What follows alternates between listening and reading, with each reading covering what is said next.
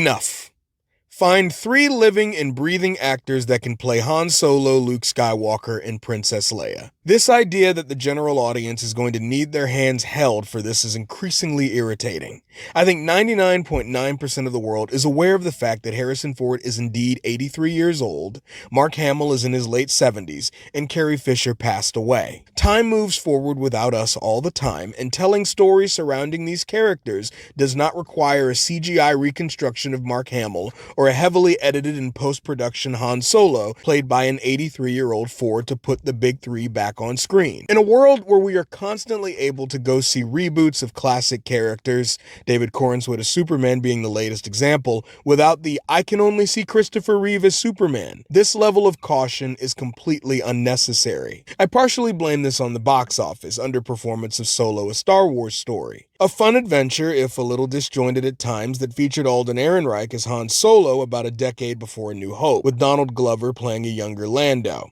The movie was a box office disappointment, unfortunately, and my fear is that the wrong lessons were learned from it. Among those wrong lessons, I suspect, is this notion that the movie didn't make $1 billion because only Ford can play Han Solo. I think it scared Lucasfilm out of taking another swing at passing the Leia Luke Han torch to another actor. A part of me can see where they're coming from, I guess.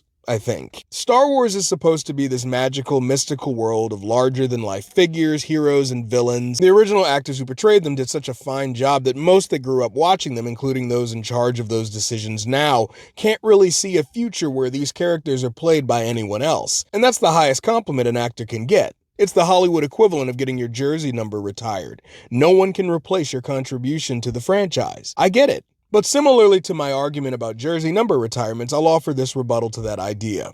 Someone else can take up the role of Luke Skywalker, make it their own, and we can have fun, appreciate it, and still have an appreciation for the original actor. We've done it with Superman, we've done it with Batman about 15 times, and there has never once in the history of either of those recasts been some outraged groundswell of people saying "not my Superman or Batman" that single-handedly derailed plans for the future. Others have suggested that the brains at Lucasfilm are using it as an opportunity to try out the cutting-edge movie-making tech that allows them to create a composite Luke Skywalker in projects like The Mandalorian or Book of Boba Fett. And I won't lie, it was cool in the moment, but did we really need to clone Mark Hamill to let everyone know that this was Luke Skywalker, or did the green lightsaber, Red 5, R2-D2, and the freaking Force theme being played in the background, along with Din Djarin asking, "Are you a Jedi?" do the trick just fine? Was there really a chance that using a real person's face would prompt the internet to go, "Who is this Jedi?"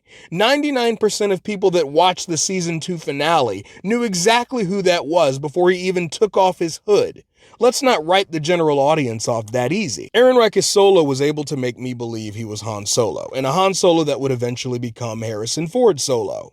And he didn't even really need to look exactly like him. Can we please, for the love of all the wills, hire actors to act? There are plenty out there that have the capacity to make us believe that they're playing someone else. It is quite literally in their job requirement. It's what they've been trained to do for years. As we get ready to jump back into Ahsoka Season 2, it just fries me that what is sure to be a massive galactic conflict against Grand Admiral Thrawn is going to be waged by the New Republic, and there's a decently large chance that we're not going to get a single shot at Luke, Han, or Leia, 3 heroes of the rebellion that are absolutely active in 9 to 11 years after the Battle of Yavin when this story takes place. I know the galaxy's big and busy, but are we really expected to believe that the return of a high-ranking Imperial admiral that has garnered the power of dark magic is not met by an Avengers Endgame level response from Luke or Leia or Solo in some capacity? No shade to the Ghost Crew or Admiral Akbar, but this is basically the canon retelling of Heir to the Empire. This should be an all-hands-on-deck situation. It just feels like all of it stems from this genuine apprehension to the idea of putting a real human being in Leia's shoes, or Luke's or Han's.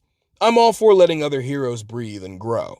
But if you do bring Luke in, have the respect to give the role to an actual person. The same with Han and Leia. Makeup and a voice that can sound a bit like one of them can go a very long way. In this new era of technology, I just think it's important not to lose what made movie making so special and ripe for appreciation. At its core, it's still true that a good movie or show is aided heavily by the performances of its actors. So if it's all replaced with AI or composite CGI recreations, that soul kinda leaves. And if a Star Wars project doesn't have that heart or soul to be supported by, why are we even watching?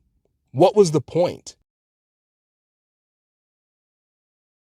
I hope you guys enjoyed the video. If you did enjoy it, please leave a like, comment, and subscribe for more, as well as hit the bell icon so that you're among the first to see any new content going forward. This is Mesa Windu. Happy Monday, and remember, the Force will be with you always. Recast.